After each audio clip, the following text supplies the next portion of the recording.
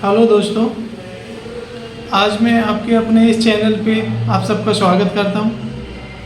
और आज हम एक कॉमन सा टॉपिक लीवर के से रिलेटिव हम बात करेंगे कि लीवर की समस्या एक आम हो गई है। यानी कि आपने बहुत सारे लोगों के अंदर एक सुनने मिला होगा, मैक्सिमम अगर एक रेशियो निकालें तो हम 3 या 4 लोगों से बात करें तो कोई ना कोई एक पर्सन उसमें ऐसा मिलेगा जो लीवर की दिक्कत से कहीं ना कहीं जूझता होगा।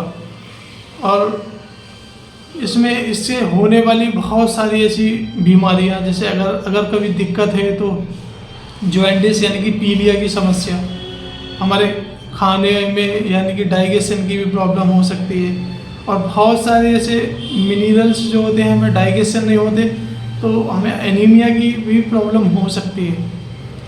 और फैटी लीवर एक नॉर्मल सा आज के वक्त की कंडीशन बन गया है। बहुत सारे लोगों का एक लीवर में सूजन एक आम सा हो गया है। तो इससे हम कैसे निजात पाएँ? और एक कॉमन सी में कुछ ऐसी चीज़ें, यानी कि हम अगर अपने दिन के रूटीन में या हम अपने खाने पीने में यूज़ करें तो हम एक फैटी लीवर से बच सकते हैं और इसके होने वाले नुकसान से बच सकते हैं। और आज के वक्त में ये कितना कॉमन हो गया है, तो ये बहुत ज़रूरी टॉपिक है आज के वक्त का। तो मुझे लग रहा है आपको ये जानना भी चाहिए ताकि हम इससे होने वाले नुकसान से बच सकें। तो मैं आप कुछ ऐसी चीज़ें बताऊंगा, अगर आप इसको यूज़ करेंगे रूटीन तो आप लीवर में होने वाले इन्फेक्शन से और फैटी लीवर से या इसके कोई भी तरीके से जॉइंटिस पीलिया वगैरह आप इसमें होने वाली समस्या से बच सकते हैं। तो आप एक क्रूसीफेरस वेजिटेबल में पालक, साग, सब्जियां कुछ आ जाती हैं, पत्ता गोभी और गोभी ये शामिल हो जाती हैं। आप इनको यूज़ कीजिए, चाहे आप सलाद के रूप में यूज़ कीजिए, वो ज़्यादा बेनिफिट होता है।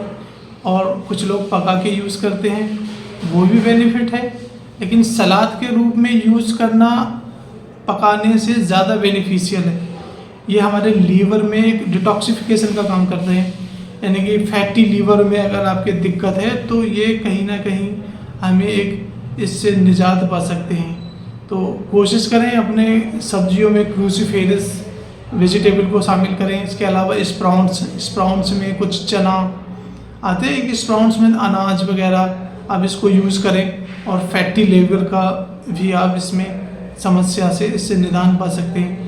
एक और तीसरी चीज़ जिसको हम बीट रूट बोलते हैं, यानी कि चुकंदर एक बहुत बेनिफिशियल सब्जी में आता है और इसका खाने से हमें कहीं कहीं खून की भी कमी की समस्या दूर हो सकती है।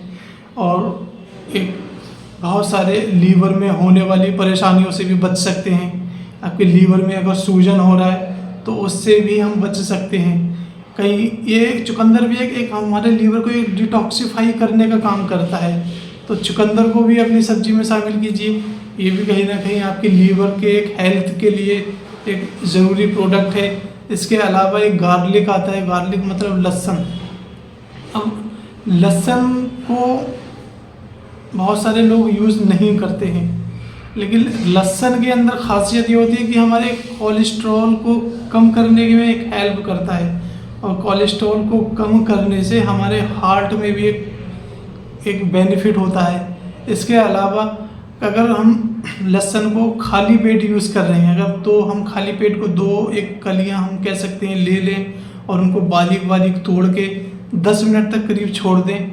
उसके बाद हम इसको यूज़ करें तो ये हमारे बहुत बेनिफिशियल हमारे एक लीवर के लिए शामिल होगा। इसके अलावा हमारे हार्ट के लिए भी बहुत सारा बेनिफिट होगा।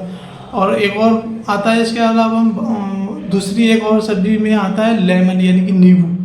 अब नींबू एक एंटीऑक्सीडेंट की एक प्रॉपर्टी रखता है और उसके अंदर एक नेचुरल विटामिन सी होता है जो बहुत ज़्यादा क्वांटिटी में पाया जाता है। अगर हम नींबू का यूज़ कर रहे हैं तो हमें कहीं ना कहीं वेट लॉस में भी एक इसमें हेल्प मिलती है और लीवर में जो सूजन हो रही है उससे भी होने वाली दिक्कत से हम बच सकते हैं। तो और पपाया भी आता है, एक पपीता जिसको हम आम भाषा में बोलते हैं, पपाया का भी हम यूज़ कर सकते हैं। इसके सीड्स आते हैं, बीज, वो भी पपाया से ज़्यादा बेनिफिट इसके सीड्स होते हैं। आप इसको भी अपने रूटीन में शामिल कर सकते हैं। ये भी आपके लीवर की एक खूबसूरती में एक शामिल हो सकता है। इसके अलावा जिंगर यानी कि अदरक, अदरक का बहुत सारे लोग चाय के साथ यूज़ करते हैं, और लेकिन चाय के साथ यूज़ करने का भी एक तरीका होता है। आप चाय को ये कैसे यूज़ करना है चाय को, तो मैंने इससे पहले वीडियो में आपको चाय पीने का एक सही तरीका बताया था, तो आप वहाँ जाके दोबारा से आप इसको देख सकते हैं। तो जिंगर भी आप यूज़ करें लेकिन विदाउट चाय के, आपको ये भी कहीं ना कहीं बेनिफिशियल हो सकता है। तो उम्मीद होगा कि आपको ये अच्छा लगा होगा, और आप इसी तरह हंसते रहिए और मुस्कुराते रहिए, अपना और अपनों का ख्याल रखिए।